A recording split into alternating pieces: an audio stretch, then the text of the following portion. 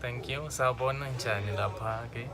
Namuhla nginala umuntu lo ngathi yagula ingqondo yakhe. Ngathi uyahlanya kancane igama lakhe. TK. Yeah, manje TK ngicela ukuthi usiphe i-level Jesus ukuthi namuhla uthina ngoNkulunkulu kuwe. Lo mfati lo busy. uJesu wathi zalalani nandi.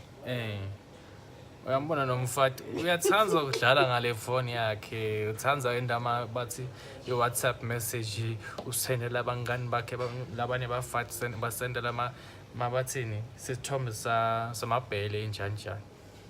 Khuluma. Ambona ama-threats ukuthi wenjani. Yeah. Ngine-threats nesibalo. Oh, my husband, come here. Ngibani no-husband wakho?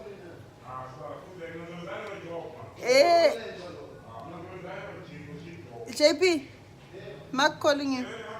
Mfati lo ngathi ufuna ukujola ngalo omunye umnungu lapho sisebenza ngaye lapha emuva. Lo ngathi post ngathi uChina nyana.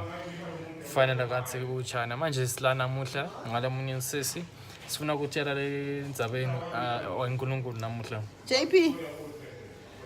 JP. Asikhuluma na JP, sikhuluma na ngoNkulunkulu namuhla. Lo mfati lo njani lo? Nkulunkulu utheni? Khuluma phela ushomela sisi.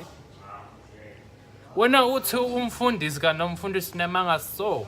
Lo unathe cough kuphela wenda ama makeup. Asathi ukuthi sinabani la bafundisi laba ngathi bafundisi laba wrong.